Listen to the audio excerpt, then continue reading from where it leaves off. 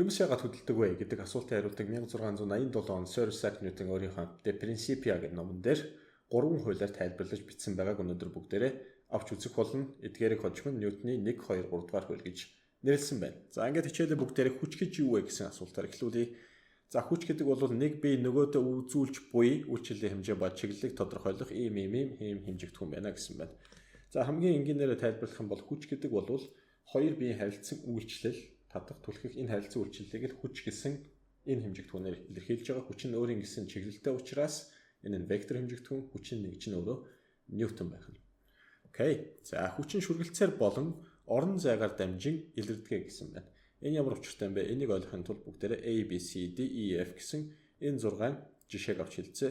За А жишээн дээр тухайн хүн энэ машиныг түлхэж чинь. Түлхэж явахдаа яаж байгаа вэхээр шүргэлцэх буюу заавал контактлж чинь хүрж чинь гэсэн үг тийм. Ингэж түлхэх буюу харилцан үйлчлэлийг бий болгож байгаа гэсэн үг. За энэ нэг жишээ, дараагийн жишээ нь бол энэ зүтгүүр вагоныг татаж байна. Татна гэдэг нь дахиад контактлах буюу дахиад ингэ шүргэлцэж байна л гэсэн санааг илэрхийлнэ. Хүн бөмбөгийг өшгөлж чинь бөмбөгөнд хурж байж түүнийг өшгөлсөн буюу хөдөлгөөнд оруулсан тооцогдно. Харин заавал ингэ шүргэлцэж хүрэлцэхгүйгээр үйлчлэлцдэг харилцан үйлчлэл байгаа. Түүнийг бүгдээр орноор дамжиж одоо хүч илэрч байна гэж хэлдэг. Тухайлбал энд нар болон дэлхий хоёр байлаа гэж бодоход нар дэлхийг татна, дэлхий буцаагаад нарыг татна. Энэ хоёрын хооронд ямар нэгэн байдлаар шүргэлцэл хүрэлцэл байхгүй зайнаас үйлчлэлцэж байна. Гэхдээ энэ бол орноор дамжиж хүч бий болж байна гэсэн санааг илэрхийлнэ. Мөн соронзон орн байна. Ижил туйлтай соронзонгууд түлхэлцэн, соронзны эсрэг туйлаараа бол таталцсанаа тийм ээ. Цэнэгүүд байна. Эерэг цэнэгүүд хоорондоо түлхэлцэж байна. Эерэг сүрэг цэнэгүүд хоорондоо таталцах буюу харилцан үйлчлэлцэж хүчийг орноор бий болгож байна гэсэн үг. За энийг бүр баттахын тулд энд байгаа гимнастикчныг авч хэлцээ. Гимнастикчин бол нэг гараараа цаграгнаас одоо зүгдсэн байна. Цаграгнаас зүгднэ гэдэг нь контактлах буюу шүргээд хүрж ийн гэсэн үг тийм. Энд нэг юм шүргэлт буюу хүрэлтээр хүч бий болж байгаа бол дэлхий түүнийг доошо татна. Энэ нь орноор бий болж байгаа харилцан үйлчлэлийг хэлнэ. Харин хүчийг бүгдээрээ динамометр гэдэг багчаар хэмждэг. Үүнийг хаяа Ньютон метр гэж бас хэлдэг. За дийлэнхтэй бол динамометрээр заншсан байна. Динамометр буюу энэ багжин дотор юу байдаг вэ гэвэл пүрш байгаа. Пүршний гадна ингээд угалчихсан нэг юм кейс байгаа. Кейсэн дээр хуваарийг нь биччихсэн. Их хүчээр үйлчлэх юм бол пүрш нь илүү их сунна. Бага хүчээр үйлчлэх юм бол илүү бага суналттай байна гэсэн зүй тогтол дээр ажилладаг байна. Тухайлх юм бол энд 0.5 кг маста туухайг өлгөхөд ийм хэмжээгээр сунж байгаа бол 2 дахин илүү мастаг өлгөхөд 2 дахин илүү хэмжээтэй сунж байгааг энэ динамометрийн зал дээрээс бүгдээрээ харж болно. Маш энгийн багж гэхдээ өргөнөөр ашиглагддаг багж байгаа шүү. За одоо нийлбэр хүч буюу дүнгийн хүчний тухай ярилцъя. Нэг биед ганцхан ширхэг хүч үйлчилж байвал асуудалгүй. Нэгээс олон нижгээд хүч үйлчилж явах юм бол эдгээрийг бүгднгийн нэгтгэхэд нэг ширхэг хүч болгохыг л нийлбэр хүч буюу дүнгийн хүч гэж ярина. Окей, за энэ бичсэн байна. Нэг биед хэд хэдэн хүч зэрэг үйлчилбэл нийлбэр буюу дүнгийн хүчний хэмжээг авна гэсэн байна. За энтэй ч гэсэн би санал нэг байна. Эдгээрийг ойлгохын тулд бүгдээрээ A, B, C, D гэсэн энэ дөрвөн жишээг авч хэлцээ. Хамгийн түрүүнд энэ тайрдас дээр за энийг тайрдас хий бүгдээрээ. Энэ тайрдаст ямар нэгэн хүч үйлчлээгүй байна. Ямар нэгэн хүч үйлчлээгүй байгаа учраас дүнгийн хүчин тэг байгаа бүгдээр энэ дээрээс харж болно. Энд байна гэсэн үг. Хоёр дахь жишээн дээр баруун гар тийшээгээ F2.5 Ньютон, зүүн гар тийшээгээ F1.5 Ньютон 5 хэмжээгээр ижил чиглэлээр эсрэг хоёр вектор байх юм бол тийм ээ хүч маань өөрөө вектор хэмжигдэхүүн нийлбэр нь тэг байх нь ойлгомжтой нэгээ устгаад гэсэн үг. За дашин тэлэхэд хүчийг F үсгээр тэмдэглэдэг. Яагаад вэ гэхээр энэ force гэсэн үгний эхний үсэг учраас ингэж тэмдэглэж заншсан байна. 3 дугаар жишээн дээр гэх юм бол баруун гар тийшээгээ 8 ньютон, зүүн гар тийшээгээ 6 ньютон, 8-6-г дийлэн 8-6 гэсэх юм бол 2 ньютон буюу их хүчний чиглэлд нийлбэр 2 ньютон хүч гарах нэ. Хамгийн сүүлийн энэ жишээн дээр хэвтэй чиглэлд 6 ньютон, босоо чиглэлд 8 ньютон, 2 перпендикуляр хүч үйлчилж байгаа тухайн биед тайрдас тийм ээ. Тэгвэл энэний нийлбэрийг олоод нэгтгэхэд нэг ширхэг хүч болгох юм бол Пифагордод 10 ньютон хүч гэж олдох нэ. Харин одоо энд харуулсан зураг төрөл бүрийн хүчнүүдийг харуулсан байна. Тухайлбал ус төрөгчийн атомын цөм нь электронтойгоо 8-10-ийн хасах 8 зэрэг ньютон хүчээр үйлчлэлцдэг байх нь.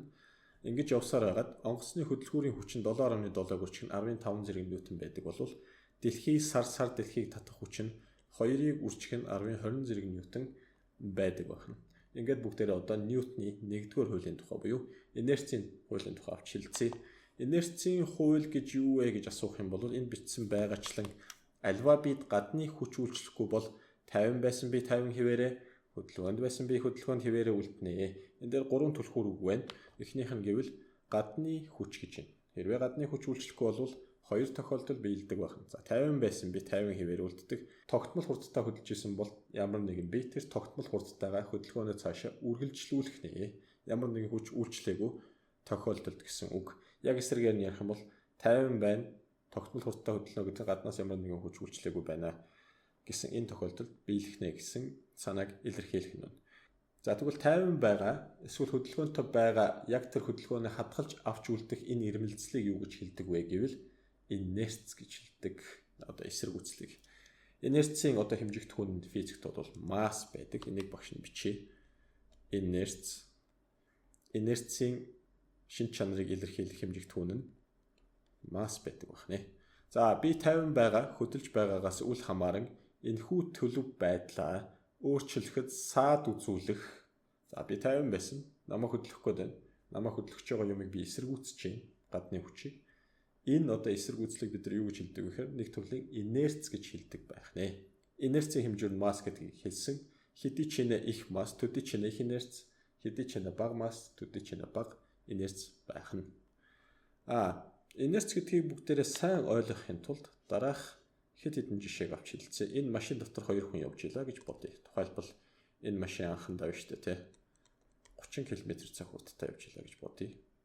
Гэсэн гинтл одоо найз нь яасан ч юм бүү мэд огцом хаазлаад 60 км/цаг хүртэл тавьсан. За хаазлах агшинд хажууд нь сууж исэн хүн яах вэ гэхээр гинт хоошоо налдаг. Жолооч ч гэсэн хоошоо нална. Яагаад вэ гэхээр бид хоёр хоёулаа 30 км/цаг хурдтай анхандаа явж исэн. Энийгээ би хадгалж үлдмээр шүү дээ. Би 60 болмооргүй байхгүй юу? Энийг эсэргүүцэж байна. Тэгвэл энэ эсэргүүцэл үзүүлж байгаа хоошоо ингэж нарж байгаа энэ үзэгдлийг бид инерцээр буюу массаар тайлбарлаж болох нэ. За мөн ямар нэгэн машин эргэж байхад яг нэг шугамаа хадгалж үлдэхийг хүсдэг. Тухайлбал автогаа машинтай явж байгаад аав гинт баруун тишээгээ ирчих юм уу. Хэн нэгэнтэй машинтай явж байгаад баруун тишээгээ ирэхэд зүүн тишээ хазааж байгаа юм шиг байдаг. Яг үүндээ зүүн тишээ хазааснаа гэвэл анх явж исэн тэр шугамаа тэр хурдаа хадгалж үлдэхийг бид нар хүсэж байгаа гэсэн санааг илэрхийлнэ. Хамгийн сүүлд нь найз дээр одоо явж илаа 60 км/цаг хурдтай дөрөвнийх шиг хурдч одоо бид нар дасчлаа. 60 км/цаг дасчихсан байж байгаад гинтл 30 км/цаг болох гээд тоормсоо дараад унлаа. Тэгвэл урагшаага болдог. Яагаад? Би 60-аараа баймаар шүү дээ. Гэтэл гинт 30 гэд намайг бууруулах гэдэг миний хурдыг. Тийм учраас би тэр илүү их хурдаараа тэрийг хадгалж үлдэх байгаа учраас эсэргүүцээд урагшаага ингэж хөдөлдөг байх нь. Машины гаднаас үйлчилж байгаа тэр үйлчлэлийг эсэргүүцэж байгаа гэсэн санааг илэрхийлнэ. Энэ хэсэгт юу бичсэн байна? Энэ хэсэгт их масста бие тогтмол хүчний үйлчлэлээр бага масста биеийг бодвол харьцангуй бага хурдталтай хөдөлнө буюу их масста байх юм бол хурдтал нь бага байх магадaltaй, бага масста байх юм бол хурдтал нь их байх магадaltaй гэсэн санааг илэрхийлж байна. Энийг багш нь илэрхийлээд энэ доор 1 кг масста бие 6 м/с квадрат хурдталтай хөдөлж байгаа бол 2 кг масста бие адил хүчний үйлчлэлээр 3 м/с квадрат хурдталтай хөдөлнө гэж бичээд өгсөн байна. Энэ хоёрыг тухайлбал хооронд нь хувааж үзье. M1-ийг M2-т хуваах юм бол A2-ыг A1-т хуваасандаа тэнцэн. Энийг мартаж болохгүй. Энэ чухал харьцаа. Яагаад гэвэл энэ харьцааг бүгдээрээ Ньютоны 2 дугаар хууль дээр одоо ярьцгаая. За Ньютоны 2 дугаар хууль дээр юу гэж хэлсэн бэ гэвэл биеийн хурдтал бид үйлчлэх хүчнээс шууд биеийн массад ургуу хамааралтай гэдгийг хэлсэн байна.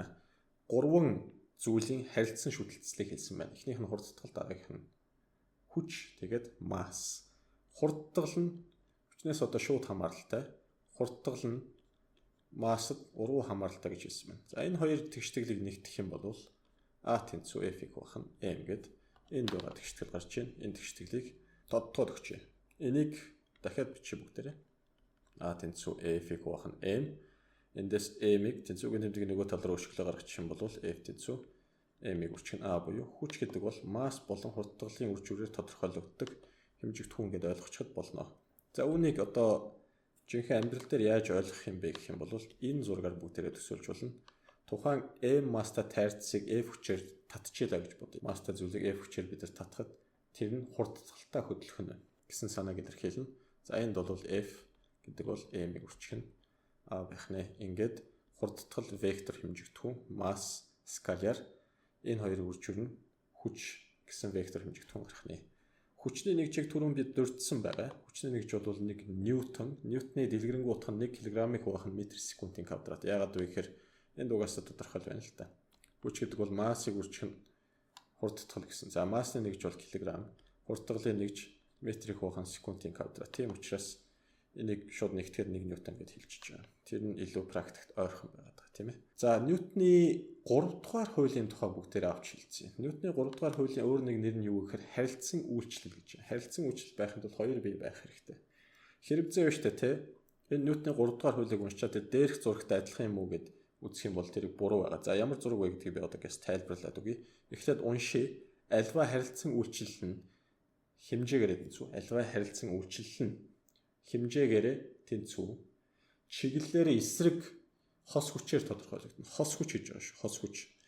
Окей. Тэгэнгүүт л ингэж ойлгочих юм бол бас буруу. Энд байгаа нэг ийм зураг байна. Энэ нэгэн ширхэг масстай тайрдас нэг бит байна.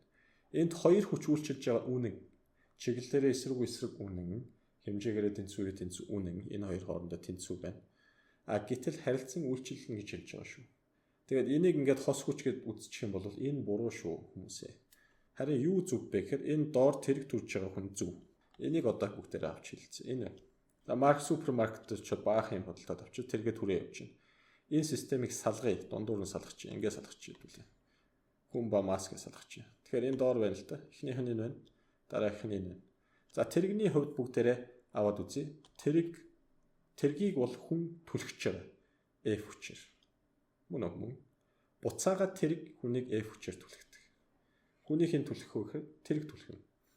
За хэрвээ буухгүй байг бол нэг юм жишээ өгье. Бокс ч юм байна. Бокс ч мишок буюу нөгөө юм дээрээс унжсан, таазнаас унжсан нэг юм элсээр дүүргэсэн юм байдаг шүү дээ. Дотор нь юу гэдэг сайн мэдэхгүй элсэл байдаг баг. Цохин гутал 100 ньютон хүчээр зөхөх юм бол буцаагаад тэр нь 100 ньютон хүчээр гарыг чинь зөхнө. Эвгүй зөхөх юм бол гар дохуурах ч юм уу цуурах аюултай тий. Энэ юуны илрэл вэ гэхээр тэр мишок буцаагаад миний гарыг цогч ийн л гэсэн санааг энд илэрхийлж байна. Хоёр биеийн харилцан үйлчлэл нь хэмжээгээрээ тэнцүү, чиглэлээрээ эсрэг ийм хос хүчээр тодорхойлогддог байх нэ. Үүнийг ойлгохын тулд энэ жишээг дахиад авч хэлцээ бүгдээрээ дэлхийн альмыг татж байгаа, алин буцаа дэлхийг татж байгаа. Дэлхийн альмыг ийм хүчээр татж байна. Алин буцаага түүнийг хасах W хүчээр татж байна. Бодоод үзье л та. Тэгвэл яагаад алим дэлхийд унаад байгаа юм? Дэлхийн алим дээр эсвэл унаад байгаа юм уу? Бодоод үзье. Ньютоны 2 дугаар хууль F-ийг хуваах нь масс. Ижил хүчний үйлчлэл байна. Хоёулаа WW гэдэг ижил хүч байна. Энэ хоёр хоёулаа, тийм ээ. Гэхдээ массууд нь өөр байна. Дэлхийн масс хэтэрхийх алюминий масс дэлхийтэй харьцангуй бараг 0 гэж хэлчихэд болно. Тийм учраас алим илүү их хурдтгалтай, дэлхий илүү бага хурдтгалтай учраас дэлхий дээр алим унаад байгаа маа гэж ойлгож болно. Энэ доор нэг хэд хэдэн жишээ өгье. Ах トゥ хоёр хоорондоо түлхэлцэж байна гэж бодчих бүгдээр энэ дээр. Энэ ах, энэ нь дүү. Роллер скейт байна. Дүү ахыгаа F хүчээр түлхэхэд хэд ч үж болно. 200 ньютон хүчээр түлхий. Ах нь буцаага түүнийг 200 ньютон хүчээр түлхэн. Тийм учраас хоёулаа хоёр тийшээ ингэ болж байгаа гэсэн санааг илэрхийлнэ. За энд бол хүн алхаж чинь хүн алхаж байхад дэлхийтэй өрөлтийн хүчийг бий болгоно. Хоошоогоо дэлхий буцаа түүний хос хүчээр урагшин түлхэн. Тийм учраас хүн урагшаа явж чадаад байгаа. Машин ч гэсэн мөн адилхан зарчмаар ажилдаг байх нэ. Одоо бүгдээрээ механик хүчнүүдийн төрлийг авч хэлцгээе. Хамгийн түрүүнд хүндийн хүчийг ярилцъя. Хүндийн хүч гэж юу вэ? За хүндийн хүч гэдэг бол маш энгийнээр ингээд тайлбарч дэлхий дээр байгаа, дэлхий өөр дээр байгаа ямар нэгэн зүйлийг өөрлөгөө татж байгаа. Тэр хүчийг л бид нар хүндийн хүч гэж хэлээд байгаа юм аа. Окей, хүндийн хүчийг бид нар яаж олох вэ гэвэл G гэж бичээд M-ийг үржих G гэж болдог. Энийг төгөлжин дотор хийчихье. Ингээд энэ хүндийн хүчийг илэрхийлэх нь байна. Хх гэж. Энэ бол массыг илэрхийлнэ. Энэ хх-ийн хүндийн хүчний хурдтгалыг илэрхийлнэ. За, чөлөө туналтын хурдтгал гэж бас ярьдаг. Ойролцоогоор G-981 дэлхий дээр метр секунд квадрат хурдтгал гэсэн учраас ийм нэгжтэй байх нь ойлгомжтой. Бодлого бодохдоо диалектээ бид нар 10-аар аваад байдаг. Тэрийг бол хаа нэгтээ бол бүгдээрээ харсан байх. Реакцийн хүчний тухай бүгдээрээ авч хэлцээ. Реакцийн хүч гэж юу юм бэ? Тэрийг ойлгохын тулд дараах жишээг авъя. Энэ дэлхий дээр нэг тайрдас байна. Тайрдсыг доошоо хүндийн хүчээр татнаа. Энэ бол ингээд mg. Тэгвэл энэ хүч ганцаараа дангаараа байх юм бол шууд доошоо дэлхий цөмлөд орчлоо шүү дээ. Гэтэл тийм юм болох боломжгүй учраас энэ хүчийг байхгүй болгож байгаа, устгаж байгаа чиглэлээрээ эсрэг хэмжээгээр тэнцүү өөр нэг хүч байх нь гарцаагүй. Тэр нь дээшээгээ чиглэлээр эсрэг хэмжээгээр тэнцүү гэсэн учраас ингээ харуулчих. Ингээд энэ болвол энэ хүч гэсэн үг. Энэ хүч нь өөрөө N гэж тэмдэглэгддэг заншилтай байдаг. За тэгэхээр энийг бол бид нар реакцийн хүч, нормал хүч гэх мэтчлэн янз янзаар нэрлэчин дээрхтэр реакцийн хүчээр нь явчих. Энд нэг зүйл нь N нь mg-тэйгээ хэмжээгээрээ тэнцүү байгаа гэдгийг бид хэлсэн. Гэхдээ N хүчний хос хүч нь mg биш шүү. Яг эсрэгээрээ mg-ийн хос хүч нь N бол биш шүү. Энэ хоёр тус тусдаа өөрийн гэсэн хостой залуусаа. Хэдийгээр тэнцэж байгаа ч гэсэн тус тусдаа өөрийн гэсэн хостой байх нь. Тухайлбал N-ийн хос нь доошоо чиглэсэн хасах n, W-гийн хос нь дээшээгээ чиглэсэн хасах W-гээд хос хүчээрээ тодорхойлогдох нь байна. Энийг Ньютон 3 дугаар хуулийн дээр хэлсэн. Окей. За түүний дараа бүгдээр утасны татах хүчний тухай ярилцъя. Утасны татах хүч ямар нэгэн утас татлага олсоор нэг зүйлийг татахад тэр олсоор одоо олсны зүгээс бий болж байгаа хүчийг л бид нар утасны татах хүч гэж хэлээд байгаа. Тухайлах юм бол энд нэг юм таазан дээрээс энэ ногоон биеийг үрлийг тийм ээ утсаар ингээ холбочихсон байна. Энд утасны татах хүч бий болж байгаа. Дашнамд хэлэхэд утасны татах хүчийг бид нар англи хэлэн tension force гэж хэлдэг. T үсгээр хэлж байгаа. Тэгэхээр утасны татах хүчийг бид нар T үсгээр тэмдэглэж харуулдаг ийм заншилтай байгаа шүү. Тэгээд нэг утсан дээр 2 цэг ингээд бүгдээр аваад үзье. А-гийн өнцгөөс харах юм бол доошогоо утастай одоо тэр бета утас түүнийг татж байгаа мэт харагдана. Энэний өнцгөөс харах юм бол тийм учраас доошогоо чиглэсэн сум зураад T үсгээр тэмдэглэж харуулах юм байна. Харин B-гийн өнцгөөс харах юм бол А-гаар дээшээ татагдж байгаа мэт харагдах тул дээшээгээ чиглэсэн сум тэгээд бас T-гээр тэмдэглэх нь хүчнүүдийг тэмдэглэж байгаа гэсэн үг. Хамгийн сүүлд нь дотоод ба гадаад хүчнүүдийн тухай бүгдээр авч хэлцээ. Дотоод ба гадаад хүчин дээр юу яригдах вэ гэвэл маш амархан юм яригдана. Одоо системд орчноос үйлчилж буй хүчийг гадаад хүч гэдэг бол системийн элементүүдийн хоорондынхаа харилцан үйлчлэлийн хүчийг л дотоод хүч гэж ойлгочихъя. Гадаад дотоод.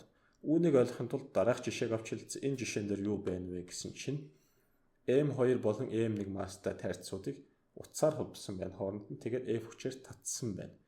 Энэ тохиолдолд энэ F хүч нь өөрөө гадаад хүч болно. Харин энэ утсан дотор үүсэж байгаа элементүүдийн хооронд нь холбосон энэ утсан дотор үүсэж байгаа утасны татах хүчнүүд нь дотоод хүч болох нэ. Элементүүдийг салгаж болно системээс ингээд салгачч болно. M2 масстай тайрцын зүгээс харах юм бол түүнийг M1 масстай тайрцаас татаж байгаа. Тийм учраас баруунгаар тийшээгээ чиглэсэн утасны татах хүчийг бий болгож байгаа. Татаж байгаа учраас энд татах гэдэг нь хэлчихье. За нөгөө өнцгөөс нь харъя. M1-ийн өнцгөөс харах юм бол M2 чирэгдээд ш тавнаас чинь нэг юм чангаагаад байна л гэсэн үг. Тийм учраас зүүн гар тийшээгээ хоошоогоо чиглэсэн. Дахиад нэг татах хүчийг хэдүүлээ энд нь бичээд тавьчихна. Дашрамт хэлэхэд энэ хоёр хүч хоорондоо тэнцэнэ. Яагаад тэгэхээр нэг л олс учраас. Тэгээд M1 масстай тайрцыг гадаад F хүч татж байгаа учраас энийг ч гэсэн бид үрсэлж харуулах хэрэгтэй.